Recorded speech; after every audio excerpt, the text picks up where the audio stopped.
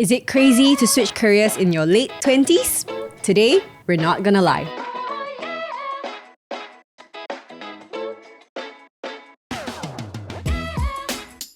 Hey everybody, welcome back to another episode of NGL where we talk about the things in life that matter. I'm Natasha and we are back with a brand new episode in the very first week of the year. So, Happy New Year! Happy New Year! Alright. Wow, very, very soon. But if you notice, right, we've got somebody missing on this couch. Our favorite friend Zeleny is not here because she's happily being a first-time mom. And she's on her maternity leave taking care of her baby. So she's going to be missing from a few episodes, but not to worry because we've got many friends. So we've got a lot of people who would love to sit on this couch and just tell us their stories, right? So today I've invited somebody who is, I think, just a little bit familiar to me lah. Slightly. To kind of help me out a little bit with this episode. So familiar friend, why don't you just introduce yourself? Hello everybody, I'm Brian. I'm the husband. So can you be more excited? I'm the husband. All right. Yes. Yeah. So this is a showcase of the perils of marriage. When your wife asks you to come, you cannot say no. So here I am. So hi, I'm your guest co-host for today's episode. All right. So he's a fantastic co-host because he's a wonderful conversationalist. And today we've got an exciting conversation because given that it's the start of the new year, right, we thought it would be a great time to talk about change in our life. And as we navigate our 20s, right, I think one thing that we've noticed in recent years is that we see a lot more people currently being unafraid to make career switches out of a certain track that they perhaps thought they would be on upon graduation. So you may have studied something pertaining to maybe like business or some social sciences, right? And then they come out after a few years of work, they jump into doing something completely different. I don't know about you, Brian, but for me personally, it's quite crazy lah, because I grew up in that kind of mentality that whatever you study, that's just kind of going to be your career, right? But I think in recent years, watching people do career switches has helped me to realize that it's not that impossible to restart your career even after a few years. And so today, we are very fortunate to have with us two beautiful people to share their stories with us, as well as really, really walk us through the journey of what it takes to switch careers and the things you had to navigate. So why don't you introduce yourselves? Maybe you can tell us which industry you were in previously and what you're doing now. Okay, hi, I'm Hilary. So previously I was actually from the social services sector. Then eventually I moved into the financial services. I didn't move very unafraidly. Later I will share. It was with much fear and trembling. Okay, what about you? Hi everyone, I'm Oxy. So previously I was doing BD, it's like business development, in a fitness and wellness company, and currently I'm a school counselor in training. Yeah, wow. In a secondary school. It's a very big difference. Yeah. I also think it's quite interesting that both of you kind of took like the opposite route. Yeah, like you went from like social work into like corporate and then you went the other way, right? Well. Today we're going to hear your stories. I'm sure that there was a whole journey you guys had to navigate, right? And we get to really peek into that. So why don't y'all begin by telling us, right, like why you decided to make that switch? Maybe how long you were working in your first career and why you switched up. Okay. So for me, actually, I studied social work in NUS. So, I mean, when you study social work, it's quite clear-cut. Like, naturally, you will do social work when you graduate because it's a bit of like a technical degree, similar to nursing and whatnot. So, I graduated, then I was actually bonded to a hospital. Then I did medical social work for 4 years. At the third year or so, that was when I started to have a bit of questions. Number one, of course, is whether I like the job, whether I like the kind of work that I'm doing, whether it is something that fulfills me. But at the same time, it's also a bit of a practical consideration in the sense that, I mean, we all work because we need money lah, right? I mean, if we can live without money, I don't know whether most of us will be working, honestly. So at that point in time, then I also had to think like, okay, in the long run, would this career be something that will be able to finance my needs and my family's needs? So a bit of context is that I'm the only child. Right. So I do have to think about supporting my parents, and I'm also very close to my grandma. So I think my grandma was also somebody that I wanted to take care of. And at the same time, I was married. We were thinking about having children. So it's like, wow, there's like, don't know how many mouths to feed, right? So my husband and I, we had to kind of grapple with that lah. Eventually, the decision was to leave the industry and then go into a different industry so that I can look at, maybe getting a better income. Very, very practical considerations. How old were you when this happened? I was 27. Now I'm 28. Actually, just 1 year ago. I just hit my 1 year mark not too long, like just last month. Okay, we'll dive a bit more into the details later. Oxy, why don't you tell us your experience? Okay, sure. So I actually graduated in the 2020 batch. It was actually the year of COVID, you know, where it was just really, really hard to find jobs. So I naturally just went with what I studied. So I had a business degree and I specialized in HR. So I went into a HR role. Didn't like it. So I left after like 11 months and then I went over to do BD. So I felt that when I made that change, it was something I liked a bit more. I actually stayed in that company for 2 years, 10 months. Yeah, before I made this switch over. Did you always, like, when you chose to study business and do HR, was that something that you always saw yourself doing at the start? Yeah, I think that personally, like at the point of like JC, right, where I had to make that decision, like I already knew certain things that I would enjoy studying and some that I wouldn't. So I went by like method of elimination. You know, I struck out all the engineering courses, all the computer science. I have no interest in those, and then narrowed it down to a few. Then one of it was business. Yeah, so I think I just went ahead with that. And Yeah. you were 27 also. I When was this happened? actually 27 when I made the switch. Yeah. Okay, so both of you restarted your career at 27. Were there other fears that you all had? Yeah, I think definitely. Because personally, like if you recall my journey, right, I didn't really have a particular like place where I felt very certain of. At the start it was HR, and then afterwards it was BD. So now it is counselling, and I do wonder, why maybe one day, you know, like not want to do this anymore, and then what will recruiters think of me? Like they'll think that I'm some kind of like, wow, I don't know like where I want to build my career in kind of thing. So I think yes, that was a fear.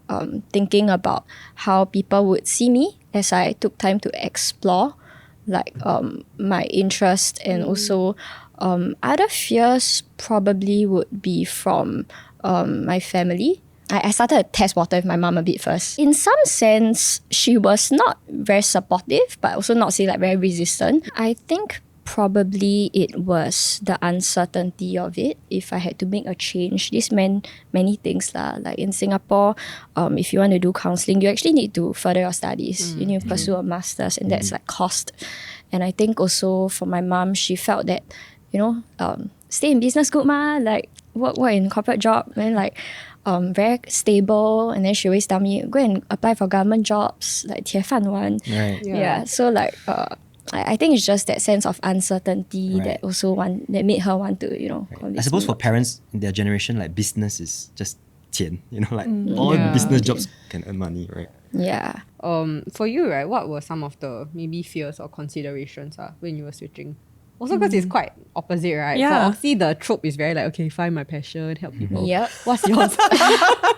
I like my job, okay? It's not that I'm not passionate about it now, but I quite relate to what Oxy shared also. I think she was talking about how like what would people think of you, right? Yeah. In a sense, like at that point in time, I guess like a lot of your peers kind of like are doing well in their own in their careers already. So to make a switch is also a bit like, oh, wow, why you hate your job? Or like, why you not good at it, is it?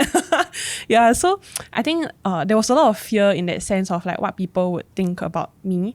But I don't know lah. I don't know whether it's a social sector thing, but I think part of me also felt like, like later people will think I don't want to help people anymore. I just want to chase money now, or like earn big bucks, you know, that kind of thing. And I feel that, I mean, inevitably, it's also unfortunately kind of like a common negative stereotype about financial consultants, which is the role that I'm in now lah. Yeah, so there was a lot of fear in that aspect.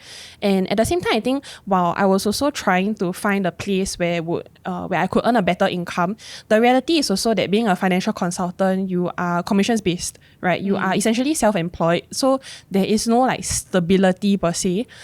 Yes, the cap is like higher, but you wouldn't be getting like a consistent stream of income the way that you would if you were employed. So I think there was still fear in that sense lah, as to like, okay, like I don't know whether this job, when I change to this job, would it even really meet the needs that I'm thinking about in the first place? Yeah, so I think those were some of my fears. It was quite stressful, I would say, in a sense, like when I made that switch. Also because actually I made the decision to go and pursue a master's in counselling at that point in time, and it was nearing the end of when I was finishing up my master's that I decided to switch. So I think in that sense, then there was also questions about that, like, oh, like I thought you spend money go and do master's already, then like why you decide to forgo that? So I think from my parents, they did ask that question lah, but out of concern, I guess they were worried Fair that I was lah, making an impulsive decision also. But taking the masters didn't make you feel like you should, like, at least utilize the masters a bit more first? It was definitely a consideration. Yeah, I think a big part of me felt like I didn't want to waste the masters. I mean, it is money spent lah, right? And you funded it yourself. Yeah, or more like my husband funded it. Thank you, husband. Because he made a career switch? Because he made a career switch and he could provide for me. Wow. Thank you. I think I kind of felt guilty also that like, now I'm letting go of this masters. But interestingly, he was the one that was also very supportive in terms of helping me to process that thought lah. So he actually shared with me about how, I mean, when we study something, right, it's not just like using the actual degree to apply a job that will make it useful. So I think he helped me to realize that it's not just about the using the educational qualification to apply for a job, but rather thinking about the skills that you have learned and then being intentional to apply and then grow yourself regardless of whichever area you're in lah. Right. When I was thinking about what career to switch to, I had many other considerations. I even thought of doing things like, I don't know, marketing or like go and further study, do UX design, that kind of thing, right? Like totally like not anything that I have ever touched on before. Yeah, so I was thinking about all these different factors, but my husband, he told me that actually with the work that he's been doing and the kind of experiences he's had with his clients, he feels that I would appreciate this job. And it aligns very much with who I am as a person when it comes to like, relating to people, supporting them, really listening to them and then helping them make a good decision. Yeah, so I was like, okay, but I kind of brushed it aside like when he first raised it up to me. I thought that like he just want to like bring me into the career, then like, I don't know, hustle together or what. But I mean, he really had well intentions at that point in time, but I had my doubts. Eventually, like I think this came out a few times over the course of maybe about 6 to 8 months like that. Then over time, I kept like trying to think about why did I have such a big reaction towards him. Wow, actually what is the underlying like concern that I really have that is making me feel so against like this idea? Then I realized that I am just very afraid of how people would what people would think of me and whether their perspectives of me would change, because coming from the social sector, generally people's opinion of you pretty good lah, I would say. I mean, if you all have friends that are in the social service sector, probably you think like, wow, like very noble, like really help people, so caring, so compassionate, and that was like the kind of impression that people had of me. And I think in some sense I kind of like overemphasize that part of my identity. I felt that like, wow, without this career, right, then am I really that caring or not? Then who am I? So I really had to think about it and kind of process it and then realize that actually the real reason why I'm not stepping into it is because I'm afraid of what other people think, and be honest to acknowledge that. It was quite tough to acknowledge lah, because I mean, I wish that I could say I was confident, but no lah, honestly I place a lot of emphasis on what people think. So eventually I still I made the switch because I think I came to the conclusion that whenever we decide what we want to do with our life, not just career lah, like we shouldn't be letting people's opinions decide like or dictate, and we shouldn't let our fears dictate like our decisions. And I think that was the turning point for me. Yeah, I think it is complicated because it is a switch from social work into finance. That time you were telling us like in school last time when you were studying, then they used to print this social work t-shirt. You should see that. This one is quite epic. Basically, like in social work, we could vote for like what kind of like slogan we wanted to be printed on our faculty shirt. Yeah, that was what it's called. So one of the options was we are. Sorry, I need to get it right. We are in it for the outcome, not for the income. I was like, sorry, come again. I was like, wow, okay, I mean, yeah, I get it, right? That like, I mean, it is true. Most people step into the social sector not wanting to earn big bucks lah, right? Otherwise, you'll be doing something else. Yeah. Is there big bucks to be earned in the social sector? If you climb to the top lah. Why not? Even the But top, not is it very big I bucks? think. I can refer you to the NCSS guidelines. Take a look there. Probably not lah. In that case, then probably not. Yeah, but yeah, so I mean, it's true. Most people go into the sector wanting to help people, but I need to print on T-shirt until like they're not. So yeah, in a way, like when you step out of the social sector, then it's like it makes you sell out, question, right. am I in it for the income now and not the outcome? You know. Because it's a bit of like a badge of honor, right? Like, wow, I'm very altruistic. Yes, Right. exactly. Interesting. But that's the thing. I feel like maybe when we're a bit younger, when you talk about money in very hypothetical terms, then it's easy to feel like, okay, I will never sell out, or I will always choose my passion. I will always choose, in some sense, very loosely define my values over money, right? But I think as you get older, you realize things are not so black and white.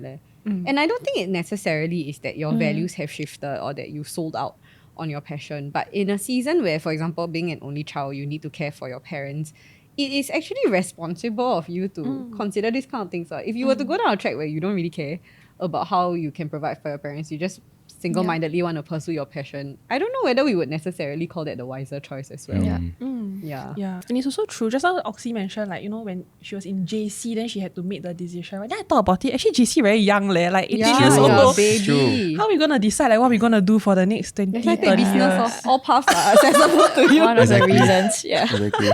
It's true. It's one of those things that I think I also had to come to realize for myself. Because like I'm slightly older than you, so I'm slightly ahead. So I mean, I've also considered the possibility of changing jobs because okay, so I mean, I'm an actor. For those who don't already know, so I mean, I've considered before lah. Then I think also at my age, this thought came when I was 30. And again, I think I've shared this story before on this podcast about my 30-year-old midlife crisis. But like basically, I was like, I feel so lost, and like I don't know whether I'm behind in this rat race, you know. And then like, maybe I should change job and do something else. But then I think it's very scary, right? For me also lah, thinking of like I'm 30, and especially because I'm an actor, I don't really have like a portfolio. I can't go to a new job and say like, this is the skills that I have. I can be anybody you want me to be. Yeah, maybe you can do sales. Unless you mean to sell, like, I guess so. But you know what I mean? Like, I feel like I'm stuck sometimes in my job because it's a very unique skill set, you know. And then I think this is a long story. There's a lot of fears, but I think one of the things that I realized that helped me get through that period of time is I think when I look at the people around me, I realized that a lot of people are changing jobs at 30 plus 40, or like even then maybe they're not thinking of changing jobs, but they are lost. I can tell that. I mean, when we talk about it, they're also like, I don't think I'm in the right place. Then of course then they struggle to make the job switch.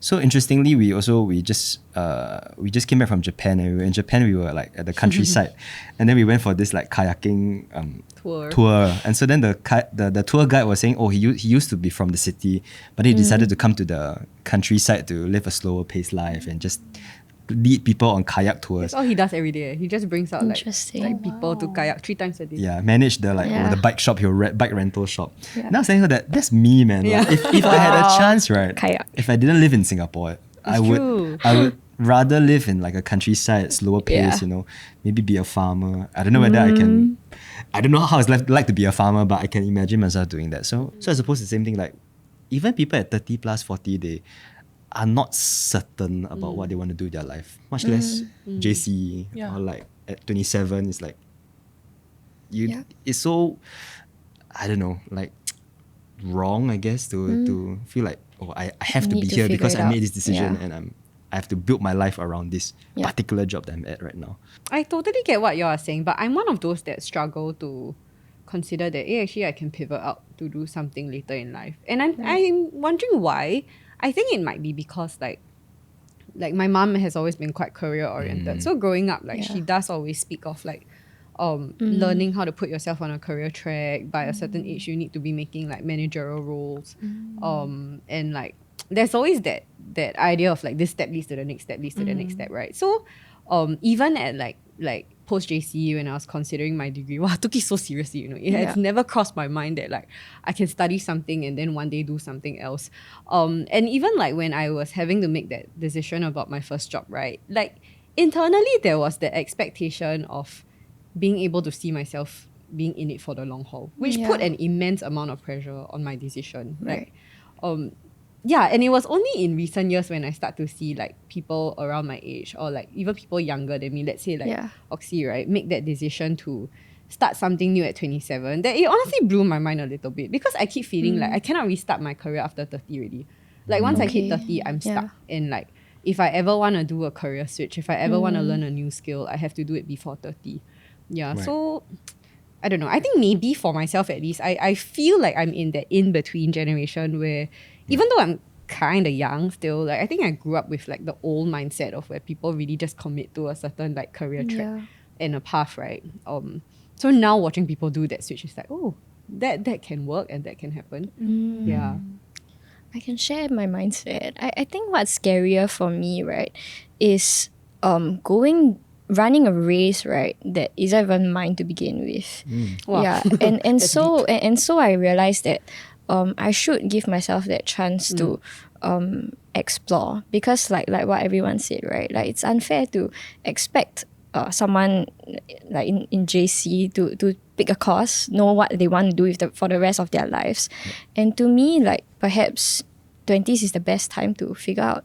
Yeah, and I do hope to eventually like know what I want and like go down that path and to climb. But I think right now it's also resisting that urge to compare myself to peers who can progress, and to just give myself space to explore and know that my time will come where when I have something more figured out, then I'll be able to do well as well. Yeah, when I found the right thing. I was like, who's the one getting affected? Only me. So let's just go with it. Next time I have to consider my husband, my kids.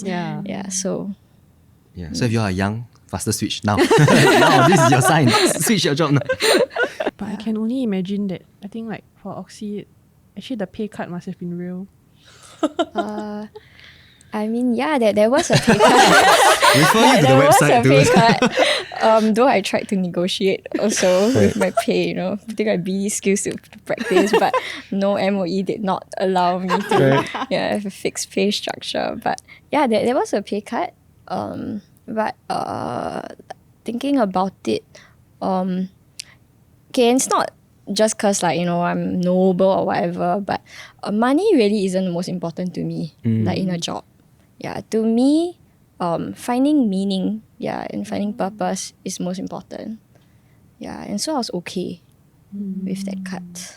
But I thought the whole idea of like you having to make that decision after your bond ended was very real, because like currently I think most of my guy friends who are like 2 years later, right, because of army and all, they are kind of finishing up their bonds in these few years already. So I have quite a few friends who, like, there's a variety. There are some of them who were maybe bonded to like the army, right, and then actually by this point it pays very, very well, but they know that this is a very niche set of work that they don't really see themselves being very interested to continue. But at the same time, the pinch is very real.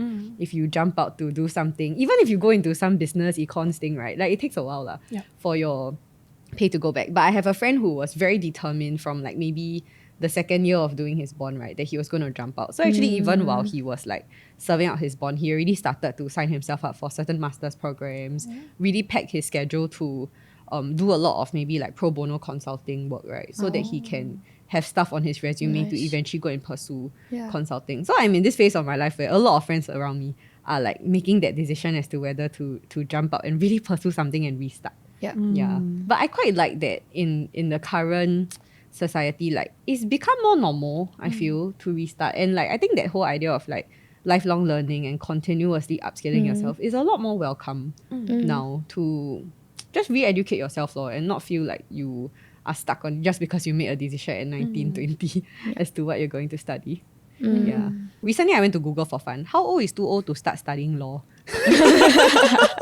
Wow. Like, if at 30 I decide my passion for law has not gone away and I want to become a lawyer, can I still do it? So what's the answer? Well, my husband funded my studies. I'm sighing at this side of the Because this woman every other month want to do something new. Like, oh, I want to learn drums. Oh, I want to learn law. Wow. My Will I greatest skill fund in your life study? is learning. Yeah. That's a real career. Maybe I need to. I'm a I need professional to transit out of learner. my career, so I need to go and do some other thing that I can find your passion. No, but yeah, so I was imagining like, let's say, for something like social work or counselling, right? It's actually quite technical to get started, and you need to, in some sense, know what you're signing up for. Like we shouldn't be afraid to dream, but we also cannot be naive about the steps that you need to take to get there, right? Yeah. So I'm sure in both your cases there was quite a lot of research that you had to do lah. I went on a work sabbatical actually, a 3-month work break to think about other areas of my life, and one of it is work. So during that work break, I really sat down, thought about life and read books about it. And then like this one line really stood out to me. Yeah, it's from this book called Every Good Endeavor, that talks about how work can be purposeful. Yeah, and how, counter to what I used to think of work to be, which is just something that I do to earn money and then be able to support myself, perhaps support people around me. Actually, it says that the work that you do can bring about good, for people around you, and that can be what I make work to be for myself as well. And I think that really caught my attention, and I started to think about how I can best contribute to the world, as myself, like what can I bring. And I think that was when I knew it pointed towards counselling in some ways. So I started this whole process of like researching all the different master's programs, the cost of it, whether I have the ability to pay for it, and then at the same time also applying for jobs that would bring me closer to this. So I couldn't apply for counselling jobs directly, but I would apply for different roles that still put me together with counsellors, so that hopefully I gain some exposure and connections or something. And somehow like one of the roles I applied for was this MOE school counsellor program. The door opened over time. And then when I was quite certain that I was deep into the interview process and I was likely going to get offered, then I decided to resign. So it was quite a gradual process for me. It wasn't something that I jumped into, but I took time to research, and slowly, when there was a bit more certainty in the midst of all this uncertainty, then I made that switch. It's new to me that switching your career at 27 is still quite young, because I grew up with that belief, right, that by 27 you must make manager and whatever lah.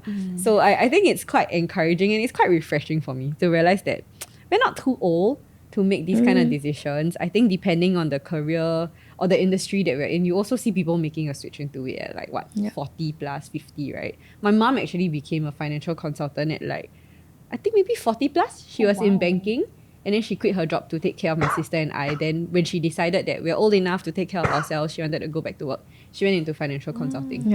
So you do see people making these kind of switches later in life. I think perhaps what is more important is that we spend time to know who we are, so that kind of directs the decisions we make, and we don't just make it flippantly or recklessly without much thought, research that has gone into it, right? So we hope that this was a good conversation for you to tune into. If this is something that you are currently considering, we hope that today's conversation also helped to verbalize some of the fears and some of the thoughts you may have. And if you would like to just chat about it more, and you have some thoughts that you want to bounce somewhere, just feel free to drop us a DM. We will not answer it. We'll ask Hilary and Oxy to answer it, because they're the experts. But feel free to just drop us a DM, leave us a comment in our episode, so that we know what you're thinking of, and we would love to just engage you on more of these topics as well. So with that, we've come to the end of our episode for today. If you like it, you can give us a like, subscribe to our channel, and send this along to anybody who might be thinking of something like that in their life right now. You can find our episodes on YouTube, Spotify, and Apple Podcasts. You can find us on Instagram and TikTok at ngl.people, and you can join our Telegram channel, where we post behind the scenes footage as well as information about our upcoming episodes and events. So thank you again for joining us for this episode, and with that, we'll see you in the next one. Bye! Bye!